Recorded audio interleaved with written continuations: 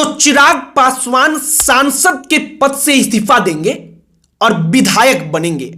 सबसे बड़ा ऐलान बिहार की राजनीति के लिहाज से जो कुछ हुआ है वो यही हुआ है मौजूदा वक्त में। अब कई दिनों से चर्चाएं चल रही थी, लेकिन चिराग पासवान जब ये स्पष्ट करते हैं और चिराग पासवान की एक दिन पहले जेपी नड्डा से मुलाकात होती है तो इन तमाम चीजों को लेकर चर्चाएं चलने लगती हैं। कहा जाता है कि सीएम का पद तो अभी दूर है, लेकिन डिप्टी सीएम के पद का जुगाड़ चिराग पासवान कर रहे हैं। उनकी पार्टी बार बार कह रही है कि अगर बिहार में बड़ी जिम्मेदारी दी जाएगी तो चिराग पासवान उसको निभाने के लिए तैयार हैं। चिराग पासवान भी कह रहे हैं कि बिहार में जिम्मेदारी मिलेगी तो हम निभाएंगे, और चूंकि मेरा सपना ही है कि हम बिहार में राजनीति करें, तो सवाल उठता है कि सीएम तो बीजेपी बनाने से रही। मौजूदा वक्त में तो यह ठीक नहीं लग रहा है कि वो सीएम बन जाएंगे, लेकिन डिप्टी सीएम का पद क्या कंफर्म हो चुका है। इसी पर हमने सोचा कि जरा चर्चा करते हैं। चर्चा यह भी करते हैं कि अचानक से क्या हुआ कि 2030 का जिक्र कर रहे थे चिराग पासवान, लेकिन 2025 में ही वो वापस बिहार आ जाएंगे। आखिरकार ऐसा क्यों होने लगा, क्यों ये चर्चाएं होने लगी, और क्या चिराग पासवान वाकई में बिहार के अगले मुख्यमंत्री हैं, वो पूरा प्रयास कर रहे हैं और क्या इसमें वो सफल हो पाएंगे। जो next CM Chirag Paswan, future of Bihar Chirag Paswan, जो ये तमाम टैग उनको दिया जा रहा है, मिला हुआ है, क्या वाकई में वो पॉसिबल होता नजर आ रहा है, वो संभव हो पाएगा। इसी पर चर्चा करेंगे, बातचीत करेंगे। लेकिन आगे बातचीत करने से पहले हमारा नमस्कार स्वीकार करिए। हमारा नाम मोहित कुमार सिंह है। सबसे पहले समझिए कि चिराग पासवान ने जो कहा है उसका मतलब क्या है।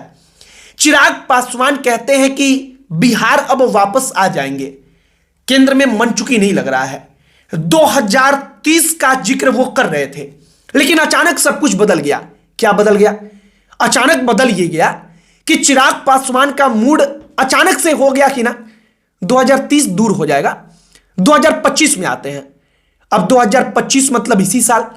तो चिराग पासवान की पार्टी, हर कोई एकदम माहौल क्रिएट कर देता है कि चिराग आ रहे हैं, चिराग आ रहे हैं। चिराग अंततः खुद आकर बोल देते हैं कि विधानसभा का चुनाव हम लड़ेंगे। इसके बाद उनकी पार्टी, उनके जीजा सांसद अरुण भारती आकर कहते हैं कि कोई बड़ी जिम्मेदारी बिहार में दी जाएगी तो वो संभालेंगे, उसको निभाएंगे।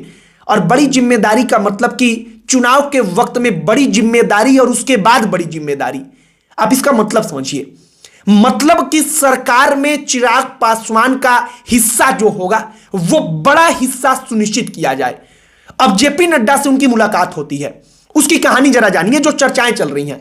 कहा जा रहा है कि जेपी नड्डा से मुलाकात हुई तो वहां पर डिस्कशन इसी बात को लेकर हुआ कि चिराग पासवान को बिहार में कौन सी जिम्मेदारी भारतीय जनता पार्टी दे सकती है, कौन सी जिम्मेदारी देने के लिए वो तैयार है।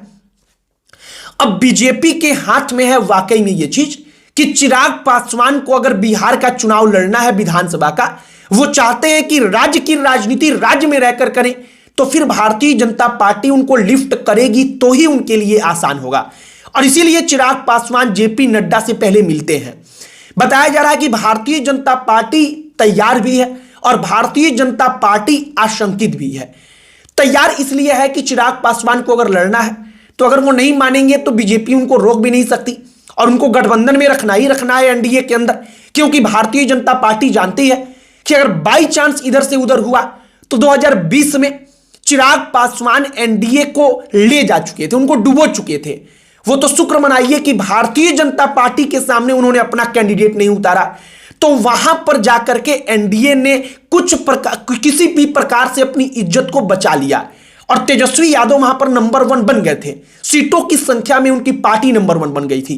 तो बीजेपी जानती कि उनको रखना है, लेकिन आशंकित इसलिए है क्योंकि उसको लगेगा कि नीतीश कुमार के बाद हो सकता था कि मेरी पार्टी का सीएम बने।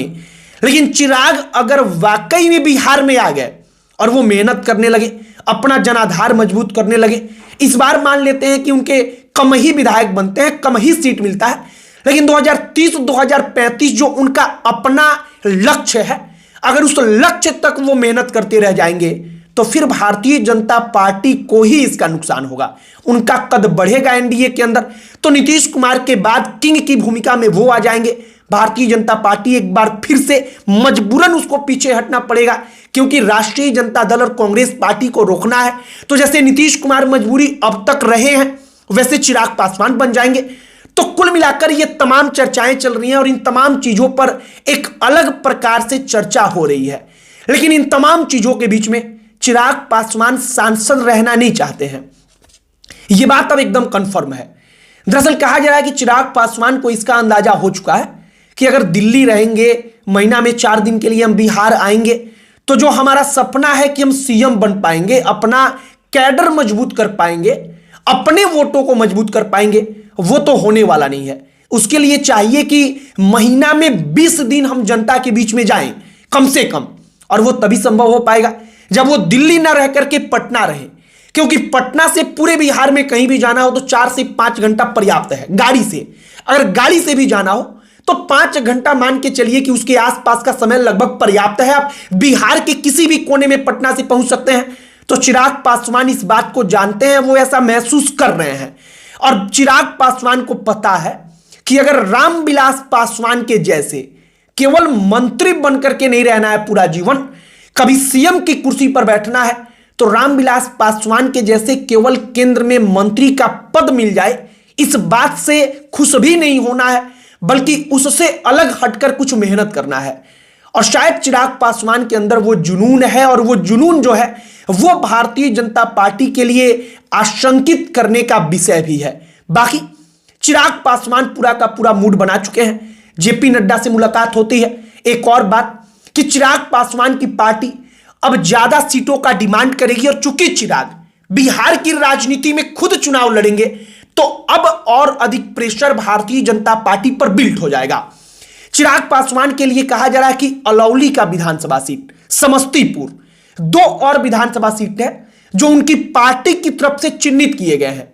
वहां पर अंदरूनी तौर पर अपने कार्यकर्ताओं को एक्टिव किया जा चुका है कि चिराग पासवान इन्हीं किसी सीट से चुनाव लड़ेंगे। मतलब कि चिराग पासवान की पार्टी पूरी तैयार है कि चिराग पासवान आए, आधिकारिक ऑफिशियल ऐलान हो, वो चुनावी मैदान में उतरे, और अलौली सीट जो है वो अलौली सीट चिराग पासवान की ट्रेडिशनल सीट रही है, उनके परिवार की, उनके खानदान की सीट रही है। उनके पिता विधायक रहे, उनके चाचा पशुपति पारस वहां से विधायक रहे, और इस बार कहा जा रहा है कि पशुपति पारस अलौली से ही चुनाव लड़ना चाहते हैं। तो चिराग पासवान शायद कोशिश करेंगे कि जैसे हाजीपुर को उन्होंने अपना बनाकर रखा, चाचा के लिए छोड़ा नहीं, वैसे ही अलौली जो उनके पिता की विरासत का एक उदाहरण है, एक आप कहिए कि नमूना है, उसको फिर से वापस अपने कब्जे में लाया जाए। बाकी अब आगे देखिए क्या कुछ होता है। अब तक की जो मोटा मोटी कहानी थी हमने वो आप तक पहुंचाई है। आपकी प्रतिक्रिया क्या है कमेंट बॉक्स में लिखकर बताइएगा। अन्य कोई टॉपिक जिस पर आप चाहते हो कि हम वीडियो बनाएं तो उसे भी आप कमेंट बॉक्स में लिखकर बताइएगा। हमारा पूरा प्रयास होगा कि हम उस पर वीडियो बनाएं। अंत में हमारा परिचय, हमारा नाम मोहित कुमार सिंह है। बहुत बहुत धन्यवाद।